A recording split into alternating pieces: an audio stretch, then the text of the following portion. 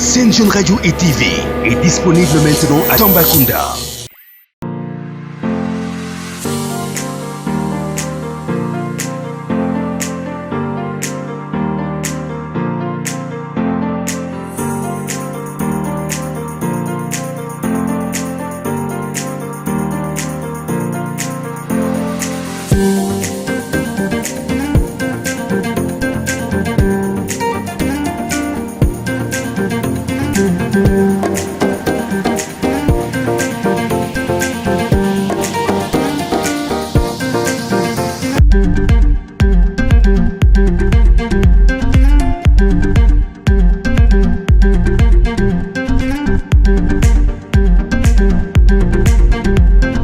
salaamaaleykum mbokku téléspectateur salaamaaleykum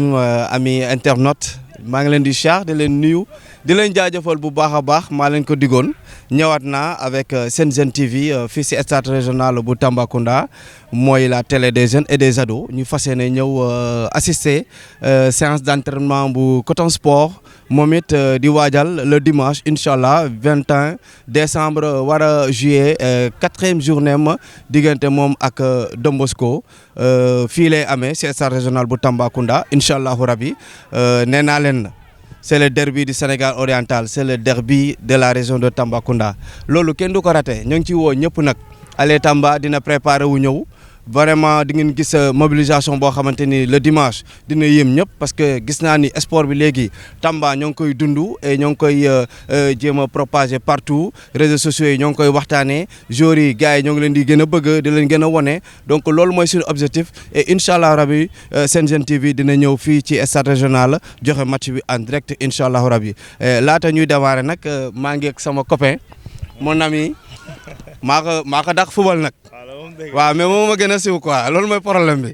mais maintenant tey ma ñëw fekkee seen séance d'entraînement ma gis ngeen def ñaari partie këcc nekk fële këcc Serif yow nga nekk côté bee di gérer voilà ngeen war a am seen 4e journée le dimanche incha allah face à cette grande formation di FC Don Bosco ñu gis ni daaw yéen laale woon aller bi mu dóor la retour bi ngeen match nul ren seen match de poule mu nekk poule bu métti ñu gis leen yéen a ngi ci 3e position et Don Bosco moo nekk ci tête de liste bi mu ngi nekk ci tête de poule bi loolu laa bëgg a wax donc du coup ngeen war a dajeek moom le dimanche match derby Bécaye xool ma fi match derby noo koy waajalee Bécaye. waaw comme yeneen match yi ne ba comme yeneen match yi d'abord dama leen di nuyu d'abord xam nga di leen remercier aussi si seen présence fii nii quoi di rafetlu lii quoi lii nii moom au moins initiative bu nice la voilà donc dañ leen di gën a ñaaxaat ngeen gën a continuer si lancé bii nii ndax day tax xam nga football Tamba xam nga gën a avancé puis gën a développé quoi lii nii il fut des années yoo xamante ne amuñoon possibilité am lii nii donc ces jeunes là bu demee ba tey jii yàlla may leen lii donc c'est grâce à vous donc dañ leen di sant di leen gërëm et puis de les remercier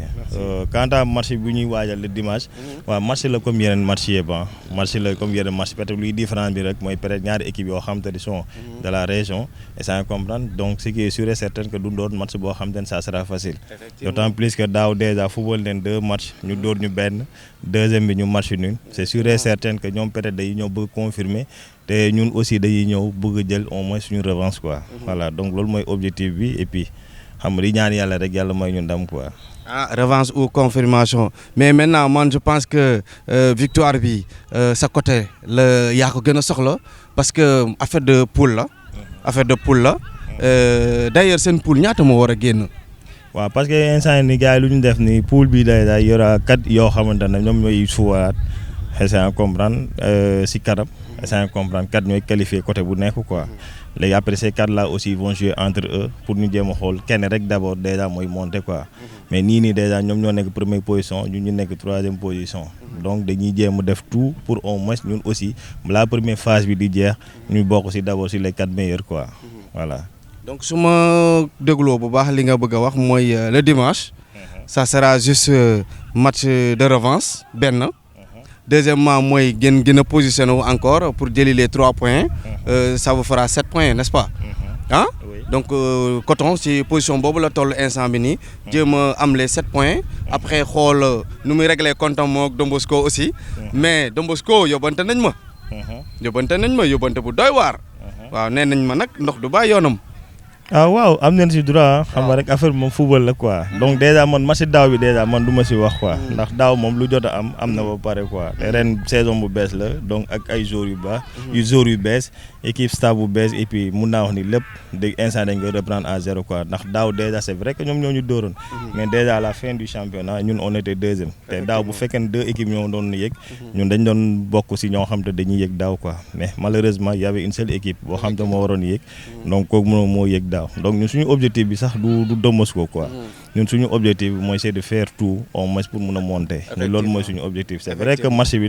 du doon marché bu yomb te marché boo xam te ne ku si nekk day bëgg a gagner mais c'est-à-dire duñ focaliser de trop si benn marché boo xam te dañ ko war a football Don Bosco et puis dañu war a gagner coûte que coûte ba di yëkkati tension yi non c'est la montée moom mooy seen objectif la montée bi d'abord ñun mooy suñu objectif te montée bi aussi boo ko bëggee am bépp équipe boo xam te ne mi ngi sa yoon donc tu seras obligé nga génnee ko sa yoon ndax nga mën a yëg ndax ñaar mënuñu yëg kenn mooy yëg donc kenn ki googu noonu ku nar a yëg ñu dañuy def tout ba bokk ci benn boobu noonu war a yëg incha allah. effectivement ñu gis cette belle formation du FC Don Bosco équipe bu solide équipe la boo xamante ni percé ko yombul surtout au niveau de la défense Jean Bosco kenn du ko présenté kenn ñu am fa vraiment sur les côtés des excentraux ak ay latéraux yoo xamante ni wax dëgg yàlla ils sont vraiment offensifs aussi est-ce que yéen a ngi waajal ñooñu xool na nga leen di freiner ci seen côté préparatif bi. waaw loolu moom mënul ñàkk ndax déjà booy nii sans ñun d'abord man si côté booy noonu laay gën a wax d'abord quoi parce que boo xoolee ñoom ils ont l'habitude de jouer ensemble donc Jean Bosco tey jii nii peut-être c'est un grand défenseur yoo xamante ne tey jii nii kenn waxu du ko Tamba mais aussi dina daje ak ay attaquants yoo xamante ne wax dëgg fa la Tamba tey jii nii ñëpp xam ne leen quoi ndax def nañ seen ay preuves. ku ci mel ni Kader ku ci mel ni Kader ku ci mel ni Kaaw ak ñeneen donc ce qui est sûr et certain que c'est vrai que moom défenseur bu mag la mais c'est sûr aussi moom aussi dina daje ak ay attaquants yoo xamante ne ils feront tout au moins pour jéem a dugal. mais démb maa ngi ko doon laaj Malamine au niveau du milieu de terrain. waaw milieu terrain bi vous avez Mata vous avez le teint noir là nu mu tudd encore. Mandiaye mu ngi foofu le géant là nu mu tudd Guèye la xaw ma. Jules Ndong mais des gens yoo xamante ni ça va c'est des combattants ah. est-ce que fii match bi moom ñun dañ jàpp ni match góor yàlla la rek. match góor yàlla voilà góor yàlla yi daal ñoo koy fubal. parce que ñun sax loolu noonu mooy suñu slogan quoi. képp koo xam ne pare woo et puis xam nga da ñuy xaar quoi. ban message ngay lancer pour les supporters. waaw fair play man loolu laay gën a wax quoi fair play. c'est comme c'est vrai que match derby la mais au moins ku si nekk ngir yàlla booy jugee sa kër pour ñëw seetaan sancel ba nice nga ñëw supporter sa équipe bu gagné. nga féliciter leen keneen beneen équipe bi bu ñu ko dóoree aussi nga encourager leen mais lépp loo xam ne violence la man damay ñaax ñëpp tey jii ñu éviter la violence quoi ndax amul dara lu muy jur lu dul fitna. voilà. waa Tamba. maa leen di sant di leen gërëm te puis di leen remercier aussi si seen présence fii quoi te di leen ñaanal rek gudd fan wér-gu-yaram ak réussite totale si seen projet yëpp quoi. donc gars yi c'était Bekay Coulibaly ma bàyyi ko mu dem comme ça ma fexe récupérer sa Amdi Coulibaly fële ci stade ba moom aussi mu ngi ne di dawal ay séance d'entraînement ak joueurs yi gis ngeen le coach Serif moom moo nekk côté bi là vous avez l'équipe qui joue ma xool en contre attaque wala attaque placée lañ nekk di def pour vraiment xool nan la ñuy def bu contrer cette formation de Don Bosco inchallah le dimanche mais est-ce qu'ils vont le réussir ou pas parce que la formation de Don Bosco gis nañ ni ay boy yu am talent lañ ay boy yu mën a football ay boy yoo xamante ni tactiquement ils sont prêts et discipline de jeu bi aussi mu ngi foofu. Coton aussi kenn demul mu des des joueurs très expérimentés wax naa leen ko des joueurs très rapides des joueurs yoo xamante ni décisivement. allo sama gars yi comme nu ma leen ko waxee woon rek sànq waxoon naa leen ni que dinaa jëli Amdi vous l'avez déjà Amdi est devant vous ku ko xamul mu ngi nii Amdi Coulibaly la star le phénomène fële la nekk ci Jokko def fi jaloore gars yi xamee ngeen ko bu baax dafa bëre caaj nag dafa bëre caaj bala firiñ mais Amdi ma fekk la ci ay séance daanaka da nga ko dagg sax pour ñëw wuyu si ma te xam naa ni man rek nga may loolu voilà donc ma koy sant yàlla nag vraiment kontaan ci tey ma fekk leen ngeen nekk ci séance d'entraînement yi di waajal seen match le dimanche parce que keroog bu ñuy waxtaan yaa ngi may wax ni yéen a ngi liggéey match par match cette fois-ci am ngeen match am ngeen match de dimanche kan ngeen am Don Bosco équipe la boo xamante ni ça fait des années mun naa wax ni pour Coton mu dóor ko problème la donc là daaw rek ngeen nekkoon ci championnat bi gis nañ ni que match aller moo la dóor retour ngeen nul ren ngeen ñëwaat bokk poule tu vois ce que ça fait donc ngeen war a dajale dimanche noo koy waajalee am di. Bagou avant tout d'abord dama lay nuyu. di rafetlu d'abord seen teewaay. parce que lii ça montre nettement que ni que bëgg ngeen développer le football Tamba. effectivement 2 ans ci ginnaaw amuñu woon lii tey bu ñu amee lii c'est à saluer et à remercier en même temps quoi. voilà di kontaan ci bu baax waa Sen TV quoi. ok léegi nag par rapport ak li nga wax. dimanche am nañ match. comme samedi bi passé ni ñu amee match.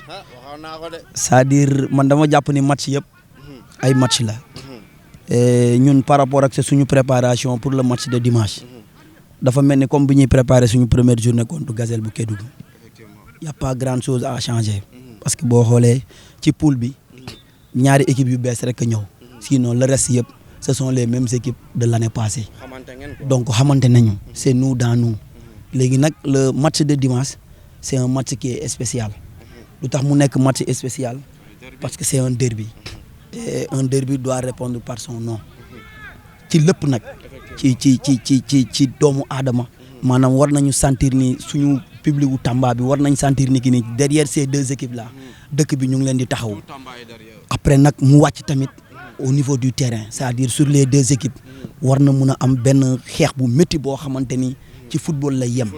bu jeexee ñu nekkaat encore ci leneen vraiment man loolu laa gis mais match bi dañ koy préparer comme nu ñu préparer suñu 3 premières journées voilà y a pas grand chose à changer pour dire vrai voilà. mais Amdy ñu gis la formation de Don Bosco disciplinement tactiquement équipe la boo xamante ni nu muy progresser gis nga sax d'ailleurs match yu muy jouer domicile ak yu muy jouer au niveau de l'extérieur gis nga nu muy jouer ay matcham est-ce que jàpp ngeen ni que ak yéen ni ngeen démarrer seen 3 matchs yi jàpp ngeen ni que cette équipe de Don Bosco est prenable le dimanche. bon mooy comme ni ma la ko waxee woon la fois passée rek man dama jàpp ni niveau bu ñu nekk toutes les équipes se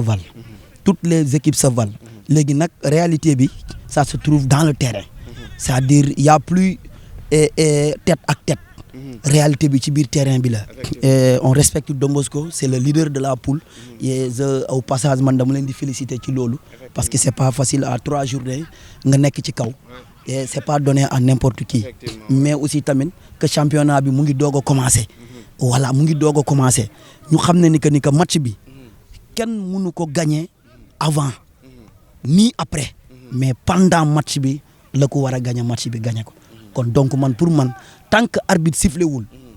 kenn mënul wax lii kenn mënul wax lee mais tey man su ma doon ñaan damay ñaan yàlla ma am ndam ci kaw Don Bosco. ndam bi ñaata nga bëgg comme but. non man naa am ndam rek. patal nga bëgg non naa am ndam rek naa am ndam ak nu mu mënta ñëwee mais mu nekk ndam boo xam ne ndamu jàmm la c'est-à-dire que ñu xam ne que ni que football moo ñu boole bu jeexee jeex na maanaam fii c'est nous dans nous ñun ñëpp xamante nañu ku nekk xam na kan mooy diw. léegi nag mooy li ma la wax rek la réalité va se définir durant les 90 minutes man loolu laa gis incha allahu rabbi ñaan yàlla dimanche ñun ñëpp ñu fekkee ko ñu tal ko ñu ñaanal ñaari équipe yëpp ñoom ñëpp nañ ko fekkee te tal ko ñu xam ne que ni que gars yi ñëw di ñu seetaan dañ leen war a bégal parce que loolu dafa am solo loolu mooy tax ni que ni la prochaine fois gars yi dinañ sawar dagg ticket di ñëw seetaan les matchs là waaw côté boobu donc ñëw ba bëggal supporters yi les doon le dimanche incha allah rabi nee naa leen c'est le derby du Sénégal oriental surtout notre région Tambacounda sunu derby bu mag la ñëpp moom la ñuy xaar le dimanche pour sànq ba jekk xeeñ lu neex ñëw toog seetaan match bi vraiment gis nañ ni que dinañ ko dawal ci fair play et que le meilleur va gagner loolu la ñuy ñaan yàlla et incha allah rabi jàpp naa ni Don Bosco Coton du doon lu yomb quoi mais Amdy Don Bosco nee na day tas sa milieu de terrain de sa milieu bi ma gis ni ñoom Mata ak ñeneen ñi si des waaye ñoom Malamine nee na dañ koy tas de est-ce que gëm nga ni war nañ ko mën a tas ñoom. waaw non mais côté boobu noonu mooy li ma la wax sànq. maanaam match. ak match bu mu mënta doon. tey bu ñu dajaloon coton ak ay taalibe sax. match bi du yomb. maanaam man ci li ma xam. match doo ko gagné avant. nii après. maanaam match sànq li ma la wax loolu laa lay waxaat match. heure bu match bi daw lañ koy gagné. parce que Malamine nee na affaire bi xam nga da ngeen ñëw seen yoon rek mais bokkoo leen fu ngeen jëm ah. waaw mais loolu. Malamine yaa ma ko waxoon. non man loolu garaawul quoi man gisuma ci lu extraordinaire. ah ok l'année passée. gars yi ëffalu ma nag de ëffalu ma na leer. ñun ñoo bokkoon benn poule. yàlla def na ne à pareille heure ñun ñoo nekkoon ci kaw. comprendre nga. 2 premières journées yi Don Bosco moo nekkoon ci kaw. bi ñuy egg 3 ba 4e journée. coton ñëwaat ci kaw léegi mooy li ma wax rek Malamine lu mu wax noonu il a le droit mu wax loolu comprendre nga mais man en tant que technicien li ma la mën a wax mooy match bi ci biir terrain bi lañ koy définir mais pas ci biti quoi man loolu laa am message boobu noonu laa am loo xam ne nii mun naa la mais dinaa am sa capitaine léegi mais ban message de fair play ngay wootee fair play mooy comme li ma la wax léegi rek maanaam ñun c'est nous dans nous maanaam tey dama lay jox exemple bu ndaw l'année passée Moulé mu ngi woon fii ren dellu na Don Bosco daaw jéeg Don Bosco la nekkoon daaw mu ñëw coton ren mu delluwaat. te Moulé dellu na Don Bosco nee na day gagné ah loolu kay moom. d'accord amul problème. Moulé man comprendre ma la ah waaye man comprendre ma la mais nee na da lay gagné ah da lay gagné. côté boobu noonu que le meilleur gagne man damay ñaan yàlla ma gagné. parce que képp kuy dem di uti dara da ngay ñaan yàlla may la ci ndam mais mu nekk ndam boo xamante ni jig na la mais mooy li ma wax rek nañu njëkk a tëral d'abord le plan sportif c'est plus important parce que c'est nous dans nous quoi qu'il en soit après les 90 minutes ñun ñoo bokk benn yoon bu ñuy jaar ñoo bokk benn porte bu ñuy jaar mais lu gën rek mooy nañ ko rafetal man c'est ce que je lance à tout le monde léegi nag li gars yi wax Moulé lu mu wax day gagné Malamine nee na dañu ñoo bokk yoon bokkuñu yoon. ñoo Malamine daal coob daal la leen wax da leen di coob. amul problème nañu xaar ba ma match bi commencé daal man foofu laa mën a dem. waaw di ñaan yàlla di woo Tamba yëpp nañ ñu ñëw wuy si. ñu xam ne ni que mooy li may faral di wax chaque fois. effectivement ñaari équipe yi muy coton muy Don Bosco du moomel. équipe bu dëkk bi la maanaam dëkk bi ñoo moom club yi nag gars yi xam ne ni bu club yi doxee ci ñun la bu club yi doxul ci ñun la parce que tey heure bii nii Tamba waroon na mun a am minimum benn club Ligue 2 mais gars yi nañu bañ a di man bugguma population bi di focaliser wu ci match Don Bosco coton kese parce que avant loolu am na match yu fi am dañ leen war a accompagner voilà dañu war a mais cette année gis nañ ni public bi mu ngi ñëw ah waaw loolu seetlu naa ko ci 2 premières journées yi ñu joué yi c'est le travail des réseaux sociaux voilà foofu laa bëgg terminer maanaam tey yéen a ñuy jàppale ci lu bëri te man dama leen di ñaax ngeen continuer noonu ni ngeen di def Baku tey bay ñëw di jël ay entraîneurs di jël ay supporters man dama leen di ñaan yéen waa Sen Jeune TV ni ngeen xamee borom ñu am doole ci biir dëkk bi dee leen sàcc ngeen di dem si ñooñu ngeen leen di laajte par rapport ak les équipes pourquoi ñoom du ñu dem jàppale les équipes de Tamba am na nag ñu ko nekk di def c'est à féliciter mais man pour man ba léegi dafa des léegi nag yéen ni ngeen di wàccee sur le terrain di ñëw ci joueurs yi di ñëw ci coach yi bëgg nañ aussi ngeen di wàccee noonu di dem ci ñi nga xamante ne ay borom doole lañ ci biir dëkk bi pour ñoom aussi tamit ñu def seen ak wàlleeb ci équipe bi comme ça équipe bi ñu tirer ko vers l'avant muy coton muy Don Bosco au moins ñu am benn équipe buy accéder en Ligue 2 loolu mooy suñu ñaan di leen ziar di leen ñaanal vraiment que vous êtes en train de faire un excellent travail boobu léegi yàlla nañu yàlla defal jàmm ñun ñëpp. merci bu fekkee dimanche bi merci beaucoup Amdy yàlla nañu yàlla defal jàmm le dimanche que le meilleur gagne ah. waaw parce que man damay tëddee njaaxaanaay waaw xoolal sama ñaari loxo ca kaw. ñoo ngi lay jaajëfal Mata aw ba segen kan de aw ba segen kan et voilà donc ku ko xam ko ci yaru discipline jox sport bi gëddam. vraiment ñu koy ñaanal rek Mata comme lu ma wax Malamine démb loolu laa lay ñaanal yow aussi carrière professionnelle yàlla na la ko yàlla defal parce que Sénégal xam nañ la xam nañ yow yaay kan c'est juste que chance bi moo ñëwagul mais gëm naa ne dina ñëw bientôt parce que li ngay def mën nga ko maîtriser nga ko et te xam nga ko aussi donc tey ma ñëw fekk leen ci seen séance d'entraînement ngeen war a am seen match derby laay wax de waaw te xam nga ni Don Bosco du équipe como ngeen war a daj ak moom le dimanche incha allah rabi ngeen am 4 points moom mu am 9 points nekk ci tête de poule bi ngeen war a daj ak moom le dimanche mentalement et physiquement nan ngeen préparer match boobu. waaw match bi comme match yëpp la quoi waaw ñu ngi koy pare bu baax a baax entraîné nañ lu ñu war a entraîner quoi durant toute la semaine entraîné nañ carrément li kës bi war ci match bi moo ngi koy def quoi voilà instant nii moom physiquement pare nañ mentalement pare nañ quoi parce que c'est un match derby boo xamante ni Tamba yëpp ñoo ngi koy xaar quoi kon donc ñoo ngi ci bu baax a baax ñoo ngi koy pare comme match yëpp quoi voilà. Mata boo xoolee la formation de Don Bosco pour yow yéen ban possibilité ngeen war a mën a am pour prier le match dès la première mi-temps. waaw comme ni ñuy préparer match yi yëpp quoi voilà parce que ñëpp xam nañ carrément match li koy gagné voilà engagement ak détermination mooy tax match bi mën a teel a jeex quoi donc pare nañ ci lépp quoi ci tous les domaines voilà match bi moom lépp li war ci match bi pour gagner ko rek l'essentiel c'est d'avoir les 3 points te incha allah moom ñu ngi ci te dañuy fexe jéem a jiital leen voilà après jéem a gérer match bi tranquillement quoi voilà. mais jéem leen jiital est-ce que du waxu piège parce que Mata da nga expérimenté waa démb maa ngi doon wax ak Malamine déglu nga vidéo bi Malamine sànni na xeer loo koy tontu. non ku nekk ak sa xalaat ku nekk ak sa gis-gis ci match bi peut-être ñoom loolu lañu liggéey et donc nit ki li nga liggéey rek loolu ngay wax quoi voilà et dañ ko koy nangul quoi c'est un grand joueur comme tout le monde voilà te joueur boo xam ne dañ ko respecté bu baax a baax biir Tamba ak qualité de jeu ak expérience am quoi donc dañ ko koy nangul voilà ñun tamit lu ñu indi ñun xam nañ ko bu baax a baax donc dañ koy jéem a exploiter ñoom tamit ñu exploiter lu ñu indi après bon li ñu yàlla may rek ñu jël ko quoi c'est ça. ok Mata ñu gis ne seen dernier match bu ngeen mujjee joué défensivement dañoo gisoon ni y avait beaucoup d'erreurs est-ce que yéen a ngi sóoraale loolu bu baax a baax face à cette formation de Don Bosco ñoo xamante ne am nañ attaques yu rapide vraiment milieu terrain dañuy teel a bàyyi bal bi dañuy teel a créer surnom ñoom aussi parce que boo xoolee équipe la boo xamante ne physiquement ils sont prêts est-ce que yéen a ngi xool nan ngeen di def ba soit ñoom duñ leen njëkk a dugal.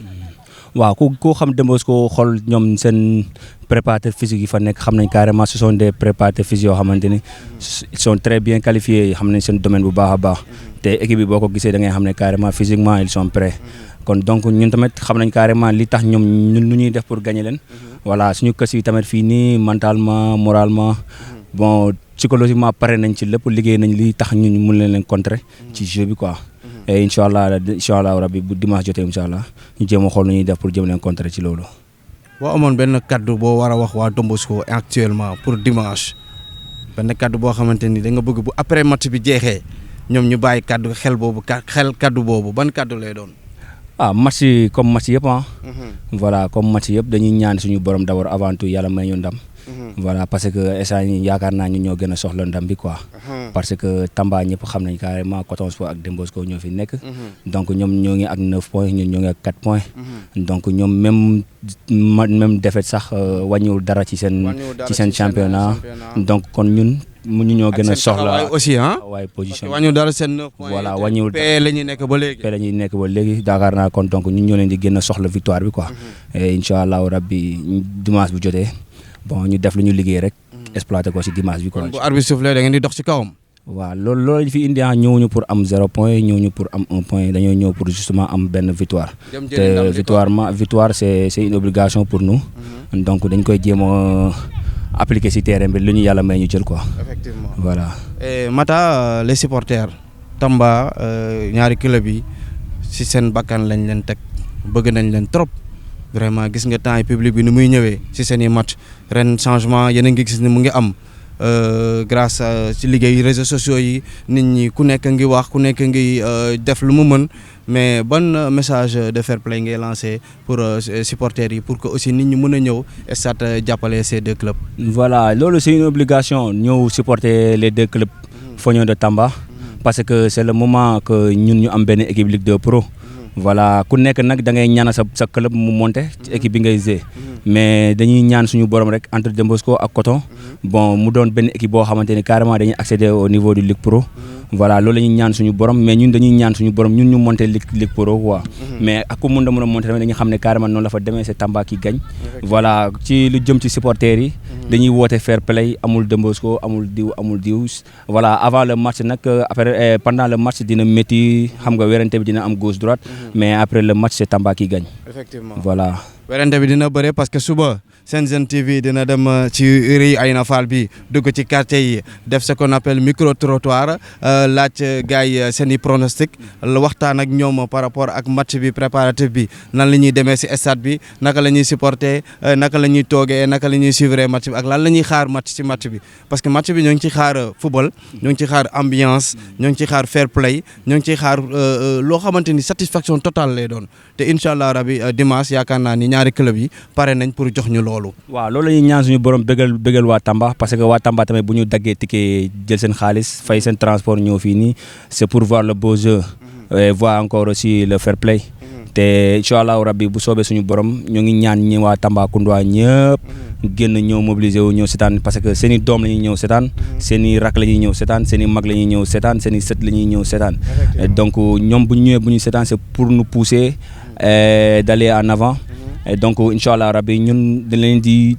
wax ni que carrément que match ñoom bu ñu ñëwee duñu regretter match bi parce que match bu neex la ñuy assister match bu am fair play match bu am engagement match bu am rythme match bu am jeu. Un message pour Allez Tamba.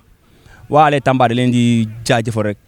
waaw loolu la ñuy am lu ñu leen di wax d'abord da leen di jaajëfal parce que gis nañ seen coono seen sonnaay xam nga ñoo ngi sonn bu baax a baax ngir tous les clubs de la région de Tambacounda vraiment voilà ñun moom da leen di sant di leen gërëm rek quoi parce que ñun amuñu seen fay voilà ñoom dañ ko nekk di def ngir yàlla parce que xaaruñu dara au retour voilà dañ ko nekk di def parce que dañoo am amour sport Tamba pour football bi mën a dem ci kanam. Merci beaucoup. Remercier bu baax a baax. Merci beaucoup Mata. Donc c'était Mata le capitaine de cette belle formation du FC Coton Sport. Donc là émission bi mu ngi tiré vers sa fin parce que li ñu waroon a jël nañ ko les séances d'entraînement jël nañ ko waxtaan nañ ak le staff ki ci mel ni Bekay ku ci mel ni Amdi Koulibaly ku ci mel ni Mata léegi moo fi jógee donc là ñu jël quelques séances comme nu ma leen ko waxee aussi fu mu ne nii li ñu leen di jox rek rendez-vous mooy le dimanche c'est notre derby le dimanche c'est la fête dimanche lu ñuy woote mooy fair play dimanche lu ñuy woote mooy ñun ñëpp ñu ñëw sanse ba jekk ñëw xeeñ lu neex toog seetaan Allez Tamba di booster les deux formations et que le meilleur gagne. Donc c'était votre chaîne, votre télé Sen TV, la télé des jeunes et des ados. Donc allez sur la chaîne YouTube, abonnez-vous massivement, aussi activez ce qu'on appelle la cloche de notification. Donc non les gars, allez ciao. Sen Jeune Radio et TV est disponible maintenant à Tambacounda.